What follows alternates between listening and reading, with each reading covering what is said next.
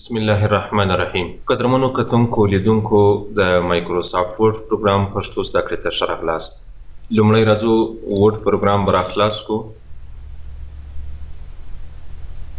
ورډ پروګرام چې مو راخلاص کړئ، تېره ورځ موږ تاسې په ورډ پروګرام کې په هم منو کې پر فونټ بار باندې کار وکړئ. تقریبا د څو کمانډونه مو وویل، له هغې جملې څخه او د ځینې کمانډونه پاتې سول. نن راځو پر دغه کمانډونو باندې به کار وکړو. اول باید موږ تاسې یو لیکنه واخلو. دلته یو لیکنه به ولیکو، مساوي پرنټ او شروع دوه پاراګرافه به ولیکو. دا لیکنه مو ولیکوله. اوس که چیرې غواړو په دغه لیکنه کې یو ساحه انتخاب کو، یو ځای انتخاب کو د موس په واسطه باندې، بیا پر هغه انتخاب سوي لیکنه باندې دا کمانډونه کولی سو ټول اپلای کو. له هغې جملې څخه اول کمانډ د ټیکسټ افیکټ په نامه باندې ده، یعنې کولی سو هغه انتخاب سوي لیکنې ته یو قسم افیکټ ورکړو. لومړی راځو دلته به یو پاراګراف انتخاب کو. دا پاراګراف مې انتخاب کړئ. له هغه نه وروسته راځو دلته دا ټیکسټ افیکټ راخلاصو. په دې کې ګوره مختلف قسمه افیکټونه موجود دي د لیکنې لپاره. پر هغه انتخاب سوي لیکنې باندې کولی سو دغه ټول افیکټونه اپلای کړو.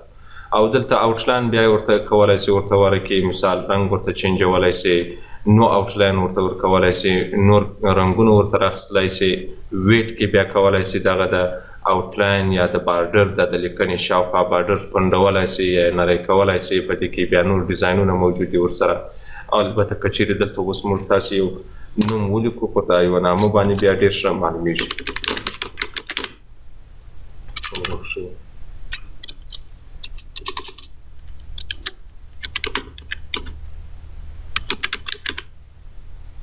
افغانستان. اوس مثال دا نوم مې ولیکئ.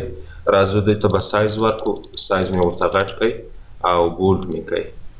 له هغه نه وروسته راځو دا لیکنه انتخابو. دا نوم چې مې انتخاب کړئ، پر دغه نامه باندې کولی سو دغه افیکټونه ټول شی کو، اپلای کو. په دې شکل باندې هر افیکټ چې موږ تاسې خوښ کړئ، همغه افیکټ لیکنې ته انتخابولی سو. او بل په آوټلاین کې کولی سي د دغه انتخاب سوي لیکنې شاوخوا چوکاټ ورته ورنګوئ یا رنګ ورته ورکړئ د چوکاټ لپاره. او که چیرې دلته چوکاټ یې مختلف کړئ، مثال د چوکاټ یې پنډوئ یا ډبل کړئ، دلته به یو رنګ ورته انتخاب کړو لومړی د چوکاټ لپاره. بیا راځو دلته په دغه ویټ کې بیا کولی سو دا چوکاټ یا مثال پنډ کو یا یې نری کو. دا بیا مختلف قسمه نور سایزونه لري. او دا چوکاټ کې که چیرې غواړئ تغیر راولئ، دا د لیکنې په چوکاټ کې بیا ډیشیز ته راځو. په ډیشیز کې بیا کولی سي دغه د لیکنې د چوکاټ لپاره مختلف قسمه ډیزاینونه انتخاب کړي. دا بیا د لیکنې د چوکاټ لپاره استعمالیږي. او که چیرې پر نو آوټلاین باندې کلیک وکړو، بیا د دې لیکنې څخه د آوټلاین له منځه وړي. بل شیډو یا سایه ورته ورکول، دا د لیکنې لپاره استعمالیږي. هغه انتخاب سوي لیکنې ته کولی سو مختلف قسمه هر طرف ته موږ تاسې خوښ یې هغه طرف ته یو قسم سایه ورکړو. دا بیا نور افیکټونه دي، یو بل قسم سایه ورته ورکوي. دا بیا نور رنګونه ورته ورکولی سو موږ تاسې ورته انتخاب کو. یعنې دغه ټول کمانډونه د لیکنې د ډیزاین یا د افیکټ لپاره کولی سو موږ تاسې استعمال کو یا ګټه ځینې واخلو. لومړی به دغه لاندې کمانډونه ووایو، له هغه نه وروسته دا دوه کمانډه پاتې کېږي، دا بیا وروسته ووایو. بل کمانډ ده د ټیکسټ هایلایټ کلر په نامه باندې ده. ټیکسټ هایلایټ کلر، یو ټیکسټ هایلایټ کلر د بل فونټ کلر، یو ټیکسټ هایلایټ کلر د بل فونټ کلر ده. اوس که چیرې دلته مثال زه دا یو پاراګراف انتخاب کړم، پر دغه انتخاب سوي پاراګراف باندې دغه ټیکسټ هایلایټ کلر اپلای کړم. دغه ټیکسټ هایلایټ کلر د لیکنې د شا ساحه راته رنګوي. او که چیرې موږ تاسې راسو دلته له فونټ کلر څخه استفاده وکړو، دا فونټ کلر بیا یوازې لیکنې ته رنګ ورکوي. او ټیکسټ هایلایټ کلر بیا یوازې د لیکنې بیکګراوند راته رنګوي. دلته بیا مختلف قسمه رنګونه ګوره موجود دي. که چیرې نو کلر ورته انتخاب کړو، بیا رنګ نه ورته ورکوي، بیا رنګ نه ورباندې اپلای کوي. او که چیرې نور رنګونه ورته انتخاب کړو، بیا رنګ ورباندې اپلای کوي. او دلته فونټ کلر کې مختلف قسمه رنګونه موجود دي. هر قسم رنګ چې موږ تاسې خوښ کړئ، همغه انتخاب سوي لیکنې ته ورکولی سو. پر مور کلر باندې کلیک وکړو، دلته بیا مختلف قسمه نور رنګونه موجود دي. هر رنګ بیا تیزولی سو یا خپولی سو. هغسې اوکې کړو، هغه رنګ ماته همغه لیکنې ته ورکولی سو. بل په ګریډینټ کې بیا کولی سو دغه انتخاب سوی رنګ چې موږ تاسې د لیکنې لپاره انتخاب کړئ، په هغه رنګ کې بیا تغیرات راولو. اوس مثال دا رنګ تیزوو یا خفوو یا مثال لمن څخه د تیزې په اطرافو کې د بیا لږ نوټۍ خپې دا مختلف قسمه ډیزاینونه نور هم کې موجود دي. هر ډیزاین کولی شو موږ تاسې یا هر رنګ کولی شو ورته انتخاب. بل کمانډ د چینج کیس په نامه باندې او دا کمانډ بیا د دې لپاره استعمالیږي. اوس که چیرې موږ تاسې دلته لیکنه لیکلې وي، البته دا لیکنه خو باید یا په کوچنیو حروفو ولیکل سي یا په غټو حروفو ولیکل سي یا داسې ولیکل سي د مثال د جملې د سر حرف غټ سي یا نور لیکنه واړه ولیکل سي یا په یو جمله کې د هرې کلمې د سر حرف غټ سي یا نور دې واړه ولیکل سي.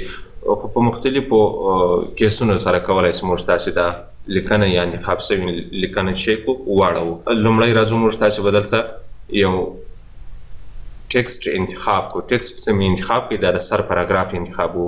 پر دغه انتخاب شوي پاراګراف باندې دا کمانډونه ټول کولی شو اپلای کو. لومړی کمانډ د داسې راخلاص کو په دې کې سنټنس کیس. دا که چیرې ورته انتخاب کو خپله اتومات همدا کمانډ انتخاب هم ده، یعنی د جملې د سر حرف راته غټوي او نور حروف بیا ټول شنه کوي راته، یعنی جمله چې پای ته ورسېږي له هغه څخه وروسته بیا بله جمله شروع کېږي. اوس مثال دلته ډاټ ایښودل شوی ده، له دې څخه وروسته بیا دومه جمله شروع شوې ده. بل کمانډ ده اوس که چیرې دا لیکنه ټوله داسې انتخاب کو له سنټنس کیس څخه وروسته لور کیس ده، دا کمانډ که چیرې ورته انتخاب کو یعنی ټوله لیکنه په کوچنیو راته لیکل کېږي، هغه د جملې د سر حرف نه راته غټوي. او که چیرې دلته راسو اپر کیس ورته انتخاب کو بیا ټوله لیکنه هغه لیکل سوې وړه لیکنه په غټو حروفو راته لیکي. او که چیرې کپیټلایز ایچ ورډ ورته انتخاب کو موږ وایي د هرې کلمې د سر حرف چې که راته غټ که او نور بیا په کوچنیو حروفو ولیکو. اوس ګوره د هرې کلمې سپیس کلیک سوی د سپیس په واسطه سره جدا سوي هغه کلمه بیا د هرې کلمې د سر حرف یې راته غټ کړی ده، نور بیا په کوچنیو یا وړو حروفو لیکل سوی ده. او که چیرې دلته ټوګل کیس ورته انتخاب کو دا بیا کپیټلایز ایچ ورډ برعکس وظیفه اجرا کوي، یعنی د هرې کلمې د سر حرف کوچنی کوي او نور لیکنه بیا په غټو حروفو راته لیکي. خو تر ټولو مهمه دا ده خو موږ تاسې باید دلته سنټنس کیس ورته انتخاب، دا د ګرامري له لحاظه ډېره زیات استعمالیږي دا سنټنس کیس. بل کمانډ د کلیر آل فارمټینګ په نامه باندې ټول فارمټ چې کول له لیکنې څخه خرابول. اوس که چیرې راسو موږ تاسې دا لیکنه انتخاب کو پر دغه لیکنه باندې یو قسم ډیزاین اپلای کو ولې نه شو انتخاب پر دې لیکنه باندې به یو قسم ډیزاین اپلای کو بیا به رنګ ورته ورکو او سایه به ورته ورکو. نه دا کمانډونه به ټول ورباندې اپلای کو.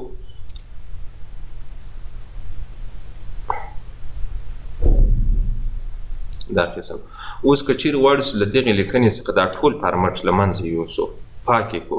دا خو موږ تاسو ته معلومیږي نه د هر فارمټ له منځه وړو. اوس دلته راځو مثال کار ورباندې کوو چې دا فارمټ چیرې موجود دی یا مثال په کوم ځای کې باید زه له منځه یوسم. نو د دې فارمټ د له منځه وړلو لپاره باید موږ تاسې دا کمانډ استعمال کړو. یعنی که چیرې غواړئ چې دا لیکنه بېرته په پخواني شکل باندې په ساده ډول باندې ولیکل شي، لیکل شوې لیکنه ټوله داسې انتخابوو. راځه دلته له دې کمانډ څخه استفاده کوو، کلیر آل فارمټینګ ورته انتخابوو تر څو پورې لیکنه بیا موږ تاسو ته بېرته په پخواني شکل یعنې ساده شکل باندې راته راکړي. له دې څخه وروسته بیا کولی اوس ګوره دا سایز بېرته بیا ورته غټولی شي، بوټ کولی شي، ایټالیک کولی شي. دا کمانډونه بیا وروسته بیا ټول ورباندې اپلای کولی شو. بل کمانډ د بیلډس په نامه ده. په بیلډس کې کولی شو موږ تاسې که چیرې دا ویکټور راخلاص کړو په دې کې اوس ګوره مختلف قسمه علامې را سره موجودې دي، یعنې هر قسم علامه چې موږ تاسې به خوښه وي هغه کولی شو هغه پاراګراف ته یا د نومونو لپاره انتخاب. اوس که چیرې دلته موږ تاسې څو نومونه ولیکو، اوس مثال احمد، سلام، کمال، نسیم،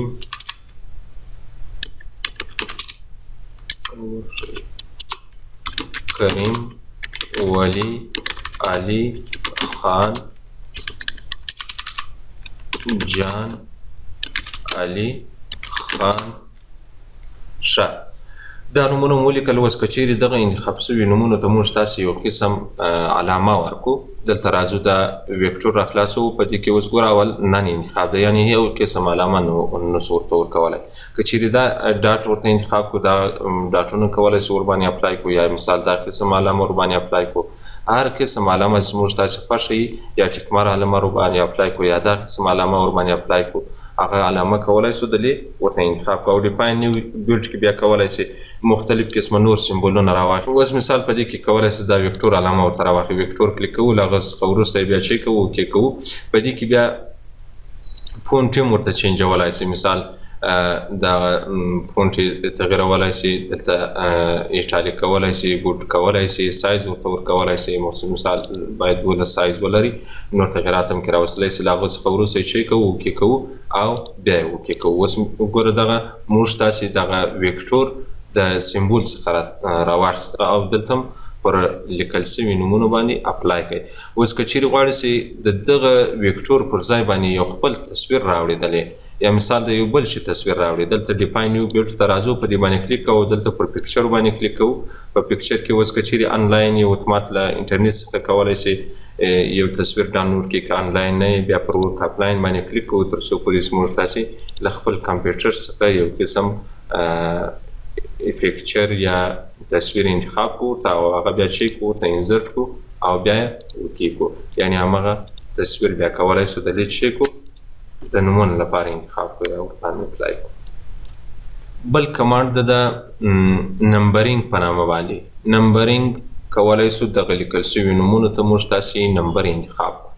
دلته که چیرې راسو اوس ګوره یو شی باید درته ووایم. اوس دغه تصویر که چیرې غواړئ بیرته له منځه یوسئ یا مثال یو بل قسم علامه م ورته ورکړي هغه بیا دلته راځو په دې کې پر دا بیلډ باندې کلیک کوو دا ویکټور راخلاصوو او دلته چې ورته انتخابوو نن ورته انتخابوو. او که چیرې راسو بیرته دغه نومونه ټول انتخاب کو. د نومونو لپاره که چیرې غواړئ چې مختلف قسمه نمبرینګ انتخاب کړي دلته بیا نمبرینګ کمانډ راخلاصوو. په دې کې اوس ګوره نن انتخاب دی یعنې یو قسم نمبر هم دې ورباندې اپلای شوي. په دې کې بیا ګوره مختلف قسمه نمبرونه په مختلفو طریقو سره کولی شو ورته انتخاب کو. یا الفبا حروف ورته انتخابولی شو یا بی سی ډي یا کوچنۍ وړه بی سی یا نور اعداد ورته انتخابولی شو. او که چیرې راسو اوس مثال دلته موږ تاسې پر دې نمبر باندې کلیک وکړو دا نمبر مو ورته انتخاب کړئ. له دې څخه وروسته نور نومونه که چیرې غواړو چې ولیکو انټر سې کلیک کړو د انټر په واسطه باندې اتومات دغه نوم شی کېږي اضافه کېږي. راځو دلته په دې کمانډ باندې کلیک کوو دلته راځو دلته چې ورته انتخابوو سیټ نمبرینګ ویډیو ورته انتخابوو داسې مو ورته انتخاب کړئ. اوس ګوره دلته سیټ ویډیو ټو یعنې له څو څخه شروع ده له 14 څخه شروع ده تر 14 پورې البته رسېدلې ده. که چیرې غواړئ چې دغه نمبر یې بیرته له 1 څخه شروع کړئ یا له 0 څخه شروع کړئ بیا دلته د اعداد ورته کموو له هغه وروسته چک کوو اوکې کوو. داسې مو اوکې کړئ بیرته زموږ تاسې نمبر له 100 څخه شروع شو هغه لیست د نومونو موږ تاسې له 1 څخه شروع شو. بل کمانډ د مونټیریول لیست په نامه باندې د دې لارې څخه هم کولی زموږ تاسې پر انتخاب شوي نومونو باندې چې یو قسم نمبر اپلای یا مختلف قسمه ډیزاینونو کې هغه راسره موجود کېږي په بل شکل باندې. خو دا هم د چیش لپاره استعمالیږي د نومونو د شمار لپاره نمبر هم استعمال. نور درې کمانډونه موږ تاسې لرو دلته یو د لیفټ په نامه ده الین لیفټ په نامه بل سنټر په نامه ده او بل د الین رایټ په نامه باندې. شارټکټ کیانې دي کنټرول ایل او کنټرول آر کنټرول ای او کنټرول آر. یعنې دلته که چیرې موږ تاسې غواړئ په صفحه کې لیکنه په یو طرف کې ولیکو یا مثال په منځ کې د صفحې ولیکو یا له ښي طرفه ولیکو هغه له دې کمانډونو څخه استفاده کوو. د شارټکټ کیان له لارې که چیرې غواړئ چې دغه لیکنه یو طرف بل طرف ته یوسئ په صفحه کې کنټرول آر لیکنه له ښي طرف څخه لیکل په صفحه کې کنټرول ای لیکنه له سنټر څخه لیکل او کنټرول ایل لیکنه له چپ طرف څخه لیکل. دا کمانډونه پر هغه لیکنه باندې اپلای کولی شو کومه لیکنه چې مې انتخاب کړې وي. که انتخاب نه وي په همغه لیکنه باندې نشو اپلای کولی. اوس موږ تاسې دا لیکنه انتخاب کړې ده. که چیرې دغه انتخاب شوې لیکنه غواړئ سنټر څخه د صفحې له منځ څخه ولیکئ بیا له دې کمانډ څخه استفاده کوو. او که غواړئ د صفحې له چپ طرفه باید ولیکل شي بیا له دې لیفټ کمانډ څخه استفاده کوو. که غواړئ د صفحې له ښي طرف څخه ولیکل شي بیا له دې کمانډ څخه استفاده کوو. خو دا انګلیسي لیکنه عموما ټول وخت له د صفحې له چپ طرف څخه لیکل کېږي. نو په هغه صورت هر وخت چې موږ تاسې دا ورډ پروګرام راخلاص کړو خپل اتومات دلته دا کرسر د صفحې په چپ طرف کې موجود وي یا دا کمانډ انتخاب وي. کولی شو دا لیکنه د صفحې له چپ طرف څخه ولیکو. بل کمانډ د جسټیفای په نامه باندې. جسټیفای څه وظیفه اجرا کوي؟ دا د دې لپاره استعمالیږي یعنی که چیرې غواړئ چې دلته موږ تاسې یو لیکنه ولیکو مساوي پرینټ قوس شروع سل پاراګراف به واخلو او انټر به یې کړو. ښه اوس ګوره دلته دا لیکنه موږ تاسې ولیکله، لیکنه چپ طرف ته خو داسې منظمه د صفحې راغلې ده او ښي طرف ته غیر منظمه ده. ښي طرف ته که چیرې غواړئ چې دغه لیکنه منظمه کړي باید یوه نه کمه وي او نه اضافه وي. د دې لپاره بیا موږ تاسې له دې جسټیفای څخه استفاده کوو. دا لیکنه لومړی باید موږ تاسې ټوله انتخاب کړو، داسې مې انتخاب کړه، راځو جسټیفای راخلاصوو. په جسټیفای کې اوس ګوره جسټیفای چې ورته کلیک وکړو ټوله لیکنه منظمه کېږي. او که چیرې جسټیفای لا ورته انتخاب کړو لږې منظموي، که چیرې جسټیفای میډیم ورته انتخاب کړو په منځني شکل منظموي، او که چیرې جسټیفای های ورته انتخاب کړو ډېره یې راته منظموي، او جسټیفای په عادي شکل باندې منظمول. بل کمانډ د ډیکریز انډنټ او انکریز انډنټ، دا دواړه کمانډونو له لارې کولی شو موږ تاسې په صفحه کې لیکنه ښي طرف ته یوسو، په صفحه کې یا چپ طرف ته یوسو. او که چیرې دا لیکنه انتخاب کړو موږ وایو دغه انتخاب شوې لیکنه دې په صفحه کې له دې ځای څخه ولیکل شي، لږ نو که دې مخته شي. یا که چیرې غواړئ چې بېرته شاته یوسئ بیا له دې کمانډ څخه استفاده کوو. بل کمانډ د لاین ان پاراګراف سپیسینګ په نامه باندې، که چیرې غواړئ چې د پاراګرافونو ترمنځ مسافه زیاته کړي یا کمه کړي، یا د لاینونو ترمنځ مسافه زیاته کړي یا کمه کړي، بیا له دې کمانډ څخه استفاده کوو. اوس مثال دغه پاراګرافونه موږ تاسې انتخاب کړو، د دې پاراګرافونو د هرې لیکې ترمنځ باید څه ناڅه مسافه موجوده وي. که چیرې اوس دا کمانډ راخلاص کړو، په دې کې اوس ګوره مثال 1.0 اندازه ده، 1.0.15 اندازه ده، 1.15 اندازه، 2.0 2.5 3.0 یعنی په مختلفو سایزونو سره کولی شو د دې خپلې انتخاب شوي لیکنې لپاره مسافه ورته انتخاب کړو. اوس ګوره دغه یو بل پاراګراف دلته څه ناڅه مسافه لري، د یو انټر مسافه موجوده ده دلې. که چیرې غواړئ چې د دې پاراګرافونو ترمنځ د مسافه له منځه یوسئ، دلته راځو بیا کچۍ ورته کلیک کوو، بیا ریموو سپیس افټر پاراګراف دا کمانډ ورته کلیک کوو. یعنی اوس ګوره داسې مثال لري لکه یو پاراګراف چې لیکل شوی ده، دا پاراګرافونه نه راته په نښه کوي. او که چیرې غواړئ چې بېرته د پاراګرافو ترمنځ مسافه ورته زیاته کړي بیا له دې کمانډ استفاده کوو. اټ سپیس بیفور پاراګراف، دا که چیرې ورته انتخاب کړو یعنی مسافه اضافه که له هر پاراګراف څخه وروسته بیا د دې کمانډ څخه استفاده کولی شو. بل کمانډ د رایټ ټو لیفټ او لیفټ ټو رایټ، دا کمانډ بیا د انګلیسي او پښتو لیکنې لپاره کولی شو چې کوو استعمال کړو. بل کمانډ د رایټ ټو لیفټ او لیفټ ټو رایټ، دا دوه کمانډونه دي. البته دا کمانډونه بیا موږ تاسې په پښتو او انګلیسي لیکولی شو استعمال کړو. اوس که چیرې راسو د لیکنې له منځه یوسو، که چیرې غواړو چې دلته یو پښتو لیکنه ولیکو، پښتو لیکنه مثال افغانستان زما هیواد ده، دا لیکنه مې ولیکله. دا لیکنه چې مې ولیکله، اوس که چیرې غواړو چې دلته انګلیسي کلمه ورسره ولیکو، انګلیسي کلمه چې موږ تاسې لیکو هغه ښي طرف ته راځي، د دې صفحې ښي طرف ته راځي.